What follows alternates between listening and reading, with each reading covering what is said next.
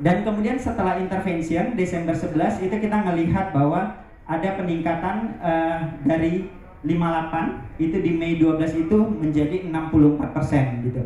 Di situ kita melihat bahwa peningkatan perubahan behavior ini itu meningkat cukup besar, itu 58 ke 64%.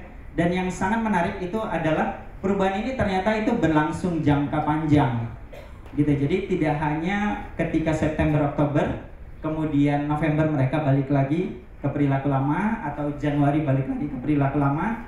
Kita melihat bahwa di Mei 12 itu yang melakukan cuci tangan itu meningkat sampai 64% dari seluruh aktivitas mereka. Setelah buang air besar itu meningkat 65%.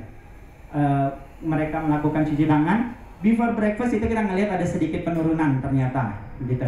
Dan ketika kita tanyakan kenapa sih malah mengurangi cuci tangan, karena ternyata setiap kali sebelum breakfast itu kebanyakan mereka udah mandi terlebih dahulu gitu. Jadi ya buat mereka ya tangan saya udah bersih gitu. Jadi mereka tidak lagi melakukan cuci tangan.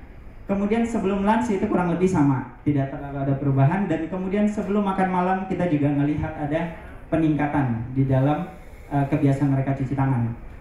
Dan yang perubahan paling besar yang kita lihat dari program ini itu adalah ketika mereka mencuci tangan dengan sabun.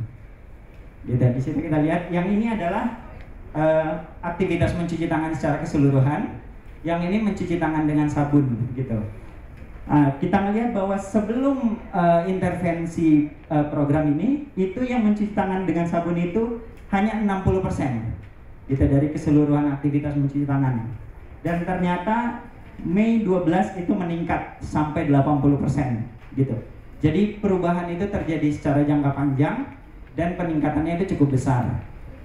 Setelah buang air besar dari 88 naik ke 96%, sebelum sarapan itu naik ke 72%, begitu.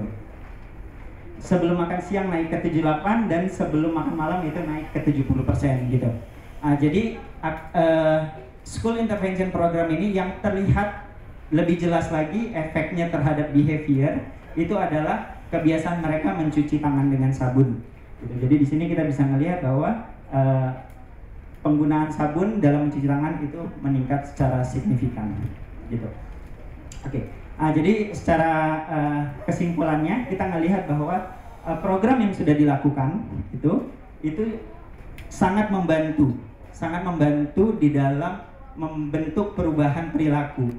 Gitu. Di mana mereka itu mencuci tangan dengan lebih banyak dan lebih banyak dengan sabun. Dan kemudian kita melihat bahwa masih banyak lagi skop yang bisa dilakukan untuk meningkatkan perilaku konsumen ini. Gitu. Bagaimana bisa mereka meningkatkan cuci tangan dengan sabun itu lebih jauh lagi. Ya, oke. Jadi kita secara kesimpulan kita melihat bahwa investasi yang dilakukan di dalam aktivitas ini seperti 21 Day School Program itu memberikan hasil yang cukup baik di dalam apa tujuan yang ingin dicapai.